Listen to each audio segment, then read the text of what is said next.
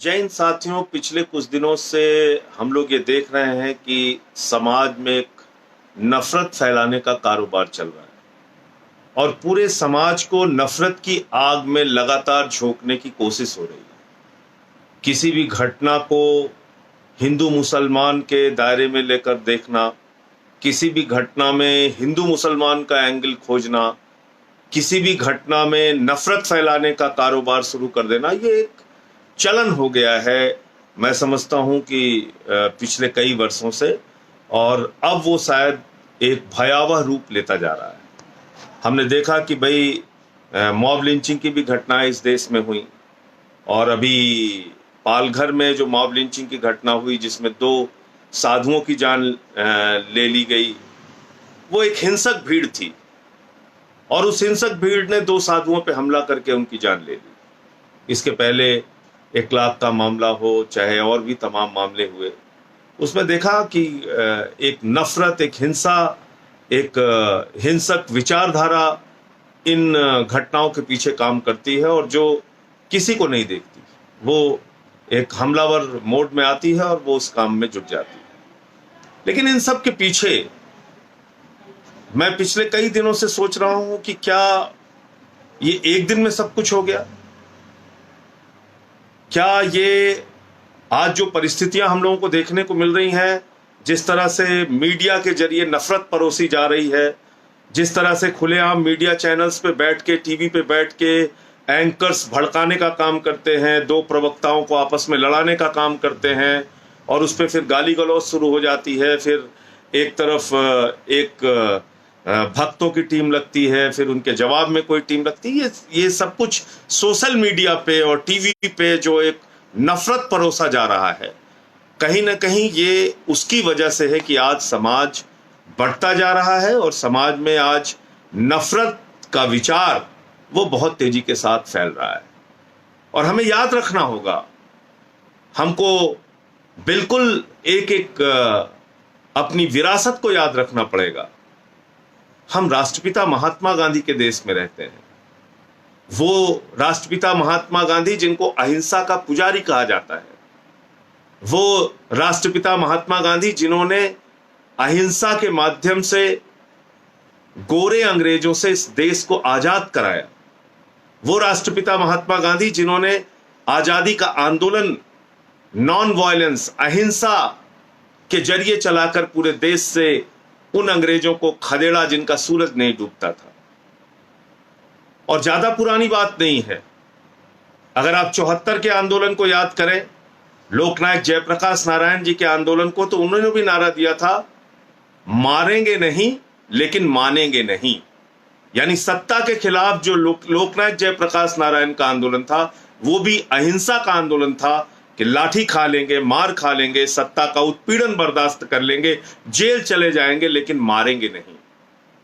और भी नजदीक आ जाइए, वर्ष 2011 को याद कीजिए। यही देश था, इसी देश के लोग थे, यही हिंदू मुसलमान थे, यही अगड़ा पिछड़ा दलित सवर्ण थे। यही 2011 का आंदोलन जिसका हम लोग खुद से साक्षी रहे हैं, हमने उस आंदोलन को बहुत करीब से देखा है, उसमें भागीदारी ली है, उसमें हिस्सा लिया है।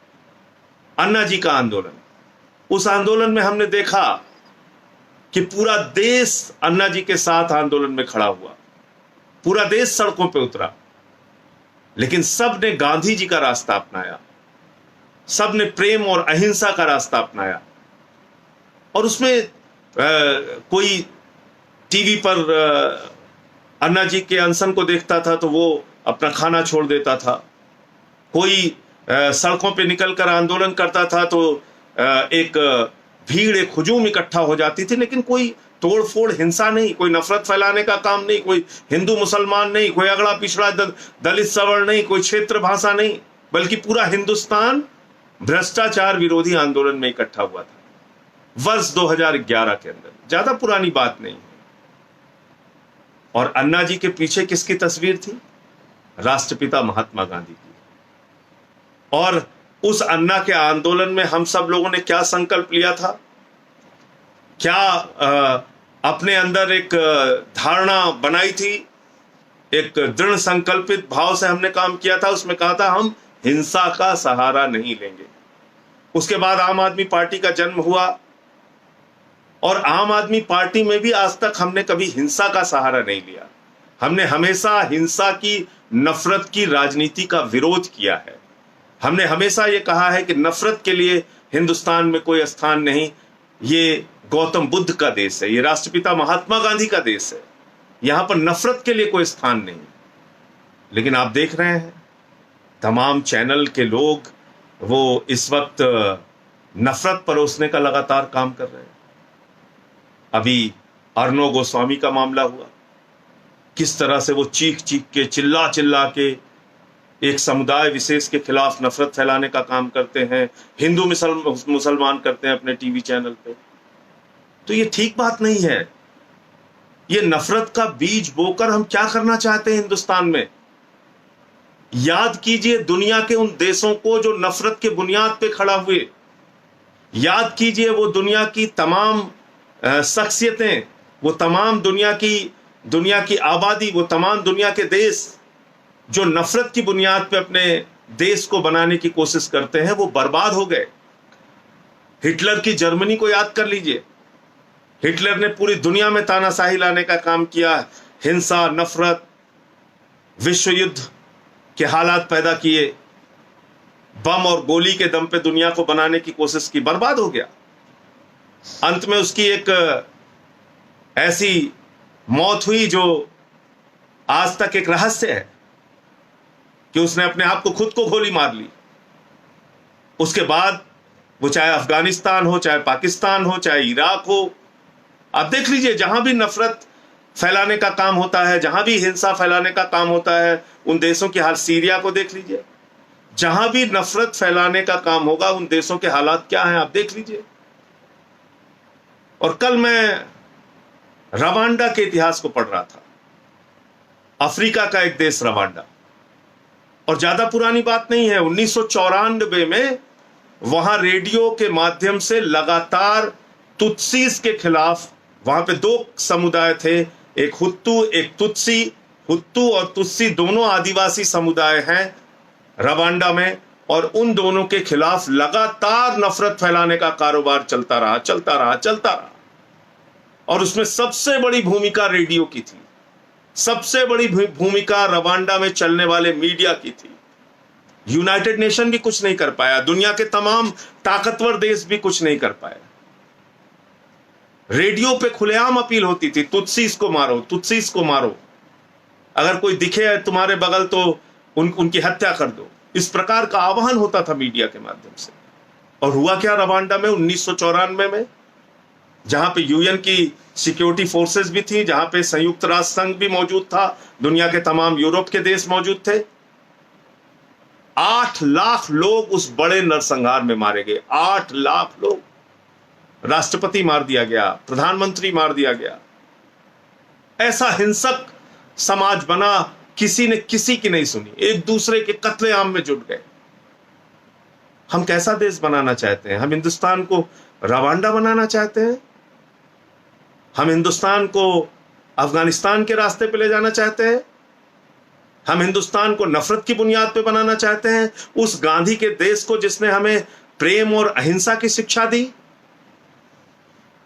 उस गौतम बुद्ध के संदेश को हम भूल गए क्या, जिन्होंने कहा घृणा घृणा से नहीं प्रेम से खत्म होती है, मोहब्बत से खत्म होती है, इंसानियत से, भाईचारे से खत्म होती है।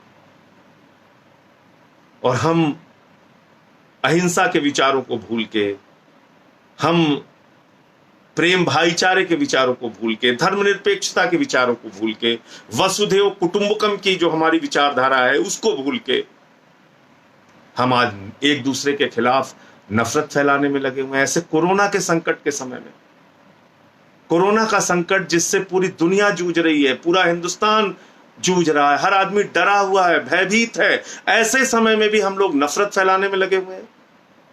एक दूसरे से के खिलाफ कितने आग उगल सकते हैं, इस काम में लगे हुए हैं। आपसे निवेदन है, विनती है, हाथ जोड़कर प्रार्थना है, ये मत कीजिए। और इस सब के पीछे विचार कहीं ना कहीं जिम्मेदार होता है, सोच कहीं ना कहीं जिम्मेदार होती है। समाज का नेतृत्व, लोकतंत्र के जो 4 स्तंभ हैं वो क्या संदेश दे रहे हैं, ये कहीं ना कहीं बहुत महत्वपूर्ण होता है। यही देश था, मैंने कहा 2011 याद कर लीजिए, यही देश गांधी के रास्ते पर चला, अहिंसा के रास्ते पर चला, और यही देश आज 2020 आते आते हम कभी मॉब लिंचिंग के बारे में सुनते हैं, कभी हम दंगे फसाद के बारे में देखते हैं कि एक दूसरे के खिलाफ किस तरह से लोग हिंसक हो गए हैं, मारने काटने पे उतर आए हैं। तो इसलिए कृपा करके नफरत के समाचार सुनना बंद कर दीजिए, नफरत के जाल में फंसना बंद कर दीजिए, ज्यादा से ज्यादा गांधी के संदेशों को, क्योंकि अब तो सोशल मीडिया भी बहुत पावरफुल हो गया है। हर आदमी से अपील है गांधी के विचारों को, भाईचारे के विचारों को, एकता के, प्रेम के संदेश को, भगवान गौतम बुद्ध के संदेश को, ऐसे संदेश जिससे समाज में शांति और अमन कायम हो। आज मैं एक छोटी सी कहानी पढ़ रहा था और उसमें उसका वीडियो भी फिर मैंने लगाया ढूंढ के, और उस कहानी में यह कहा गया है कि भाई उम्मीद का दिया जरूर जलते रहना चाहिए।